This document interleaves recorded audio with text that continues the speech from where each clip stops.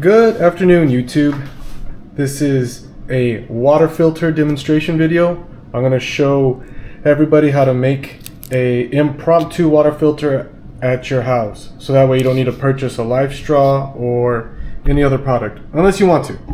Anyways, what you're going to need: big rocks, sand, smaller rocks like pebbles, one of these, nets. This is for when people grow hydroponic gardens and stuff like that. This is called a, I think it's called a wet net or something. You can find them on Amazon. Just look up, I think they're called hydroponic pots or something. And you need, obviously, a pipe. This pipe is 1.5 inches in diameter, about 6 to 8 inches in length. You're gonna need primer, you're gonna need glue. I went with water soluble primer and glue, CPVC and PVC.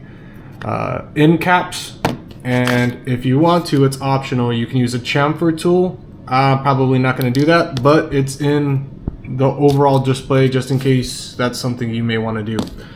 And you're also going to need charcoal. The way this goes is big rocks on top, smaller rocks in the middle, sand closer to the bottom, charcoal at the very bottom.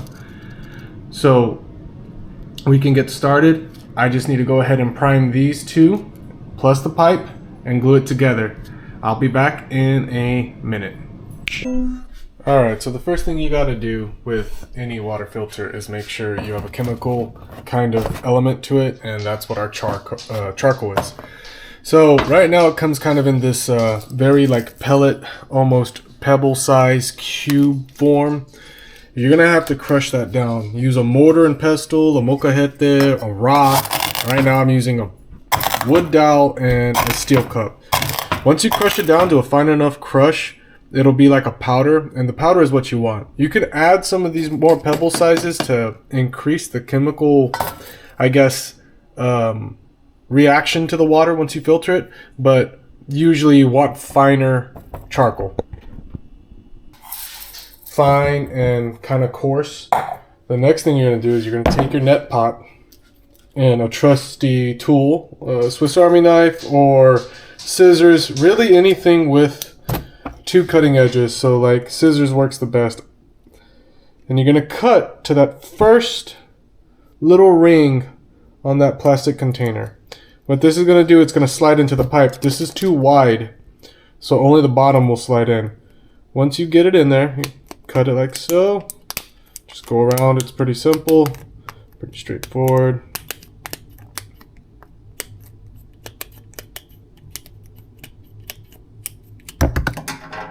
And that's all you want to do. And you can get fancier with it. You can do whatever you want, honestly. But this is basically the simple thing. You want a straining component, okay? And then once you get it in your pipe, right, all you got to do is basically stuff it into the bottom like so. And then if you still have your tamponing tool from the charcoal, all you got to do is even it out. But I'll be right back. I'm going to show you what it looks like after you even it out. I'm back. I got my tamponing tool, basically a dowel rod. You see how it's kind of uneven, the strainer? All you're going to do is kind of just take your finger, keep it right here, and you're going to do this number, and it's going to even itself out. You don't want it to fall out like so, you know, all the way out. You want to kind of give it that, you know, nice even. You can also go from the top. Now I'm saying top and bottom. You probably just have a piece of white PVC like this. I have some vinyl decorations. This is the alchemical symbol for water, triangle upside down. This is just a water logo that I found on the internet. And this is the kanji, the Japanese kanji for water. I think the Chinese character is the same. I could be wrong. But for me, flow is like this. So this is my bottom. And that's how I'm referring to it. But essentially, take it one side, push it all the way down, make sure it's nice and surface, you see? So all you gotta do is just put it, bring it down, stop it, see where it's at, and then bring it all the way nice and even. See? Easy peasy. After this little number that you do, you're gonna put some primer. I have vinyl decorations, so I'm not gonna put a whole lot of primer, just enough to get around the rim, and then put the thing on. So it might just sit just enough to connect the pipes, so that way it looks kind of like that number. But however you want to do it. If you want to go all the way up, that's entirely up to you. You don't really need to. This isn't a high pressure application.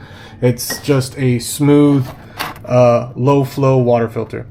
Once you get that strainer in, you're going to put your rinsed charcoal here. So you're working your way from the bottom up.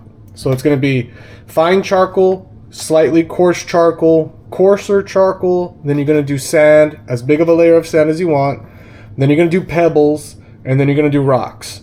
And then once you get all that, you can glue it. And since this is actually big enough, you could probably just end up gluing the ends and then throwing the stuff in there. Entirely up to you how you want to do it. The step right here is not crucial. The only thing crucial is you go charcoal, coarse charcoal, bigger bits of it, and then sand, then rocks, and then so on and so forth. You know, you want to start with your chemical filter on the bottom, working your way up to the top. Be right back. All right, once that's done, go ahead and grab your primer and glue. You might hear a low humming sound. That's because I'm doing this in my kitchen. It's currently like 20 something degrees here in San Antonio, so I'm not going to do this outside, but I don't like the fumes, so I'm leaving the vent on. You take your primer. You always go primer first, and you go at the, you don't want a whole lot of it, so I have to use my needle nose because I was doing a project and it broke off the cap. But you just take it, once you prime your pipe, you just kind of go around. You're going to see a little bit of purple on your pipe. That's what you want. So you don't, it doesn't have to be like overboard. You can go with a thin little strip, you know. Go ahead and give it a little blow. Help dry it. Take one of your end caps, like this one. Just go around. See, nothing to it. Once you go around, see the inside's nice and purple. Leave that hanging. Give that a blow. Generally speaking, they say you want your primer to be wet. I've seen plumbers let it dry for a little bit. I've also seen them put it on wet. But it's however you want to do it. Once you get right here, try to not use as much glue as you think you're going to need. Just a very thin coat of glue will go a long way. You can coat both sides with glue, or you can do one side.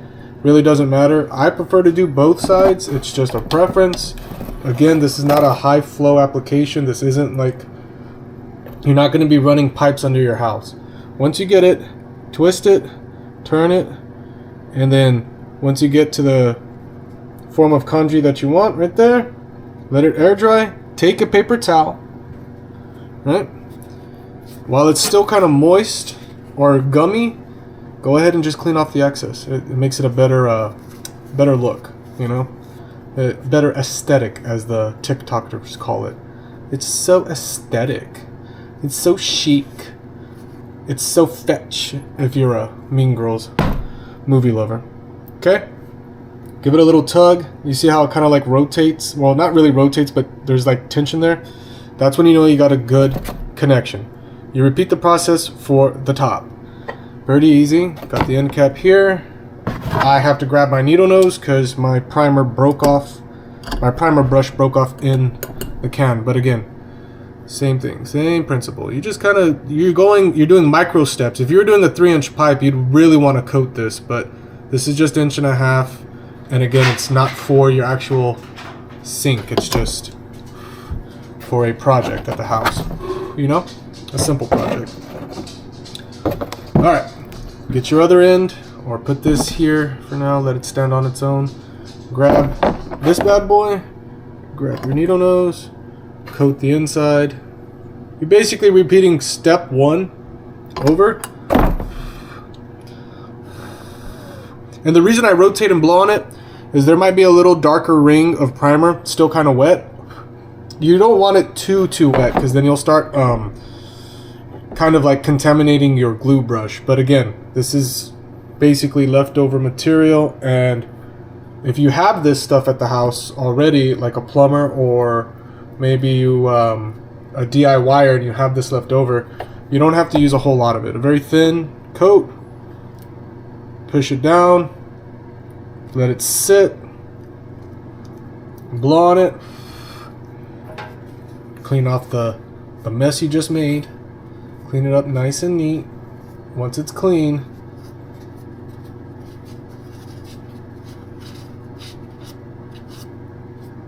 So you're probably wondering why I did the alchemical symbols and stuff. Reason is because one, it breaks up the monotony of a white pipe. Two, if you're carrying this in your backpack somewhere, they might think it's something completely different than a water filter. I'm not going to say what that device is, but I guarantee you pretty much everyone else will know what I'm talking about. Once you get it like this, once you have these like little stickers and stuff on them, people generally think of like a decoration. So alright, I'm back everybody. This is the finished product. I let it sit outside just so the fumes could go out of my kitchen. This is the finished, I guess, pipe or apparatus, as you will, for all your materials to go inside. Twist off the top. See? Easy peasy. Once you get it in there, you can push it through. You can also, if you feel like it, you can go ahead and flush this pipe out. It doesn't cost anything to do so.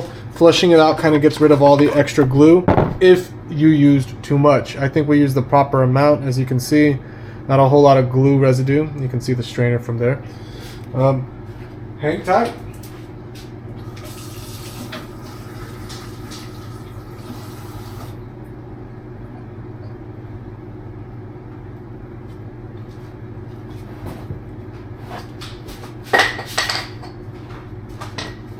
I'm back. I just rinsed it through my sink. Strainer is working. Oops, daisy. Alright.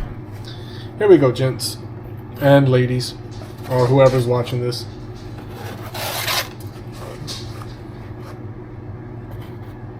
Okay.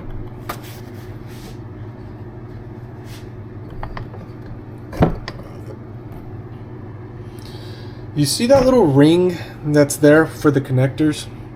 There's a little ring in there, a little insert. When you push this screen down, or the little strainer, it rests on that lip, which helps prevent it from falling out. You then take your charcoal bits, so on and so forth. Take a spoon. I went ahead and pre-separated these things, so that way I could show you what I was talking about. But this is the lump charcoal, kind of lumpy. If you look right here, it's a little less coarse. It's actually a finer, a little more refined, powdery charcoal. And again, it doesn't really matter if you do powdered charcoal at the bottom, as long as you have some very fine powdered charcoal. What that does is help keep clarity in your water. So if you're filtering out your water from like a mud pit, or I guess not really a swamp, but like a pond or a stagnant pond, it helps filter out that green or brown tinge to it. You're definitely going to want to sterilize your water afterwards. But essentially, you just take your spoon, throw it down in there. Again, you can do as much or as little as you want. See? You're going to make a little mess. That's why I'm using cardboard as my workbench, so I can just throw all this stuff away. Once you get that, you throw some coarse, throw some powder. And guys, don't feel afraid to, once you add all this stuff in, go ahead and take it to your sink and give it a little quick little shower. It's fine. The things you're putting in here can get wet. It's not an issue. If you start with slightly coarser charcoal through that mesh screen, kind of blocks up the holes, so that way your super fine charcoal won't fly out of there. See? Once that's there, you get your sand, and then your small pebbles, and then your rocks. And again, we're working kind of from the bottom up. Be right back. Okay, you get your nice little seashell sand. This is coarse stone granules from Ashland, but essentially it's just sand. Whatever you happen to have. I wouldn't use construction sand because they have those sometimes impregnated with oils and other, how do you say, chemicals, I guess. It's more for like cleanups, and it's meant to stop oil spills, lubricant spills, and it's not something you generally want to put in a water filter. So I would highly recommend buying more like this. I don't know if they call it artisan or artisan, but this sand from the arts and crafts store. Oh, it's giving me such a hard time to open it, and I don't know why. I cut the things. I wonder if it's a pop top.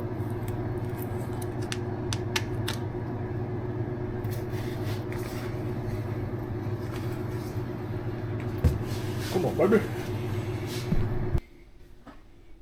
Things you gotta do.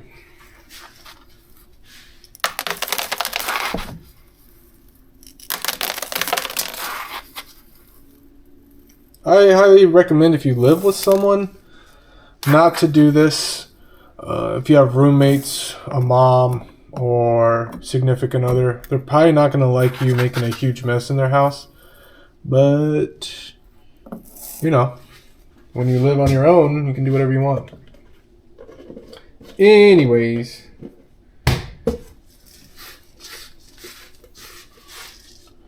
Get your rocks, cut the little net.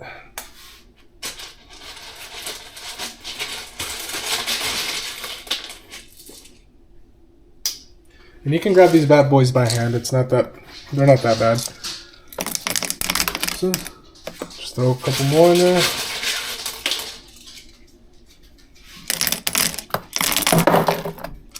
Okay. And you don't want it to be too full. You just want it to be right up to the threads, essentially. So you can still thread your end cap like so. And this one like so. Right? And then you do a little test rinse. It kind of gets rid of all the material that's in the threads, so that way you can have a better seal whenever you're carrying this. This whole thing weighs maybe about a pound or two, but the flow on water will be pretty good. Again, there's a lot of stuff your water has to go through to get down to it. Go ahead and experiment and see what works for you. I'll be back with the test. I'm going to go ahead and rinse it out though. Be right back. And there you go, guys. That's all there is to it. Rocks, pebbles, sand, charcoal. One thing you're going to end up seeing when you use this, especially if it's this big of a pipe, with the holes in that pot, that net pot or whatever it's called, it's a little too big for the super fine charcoal, so you'll get a little bit of like some black water or bits of charcoal. Eventually, with enough flushes through there, that should stop. If not, you can always just rubber band or scrunchie a coffee filter around the base of this. But either way, that's how you make a water filter.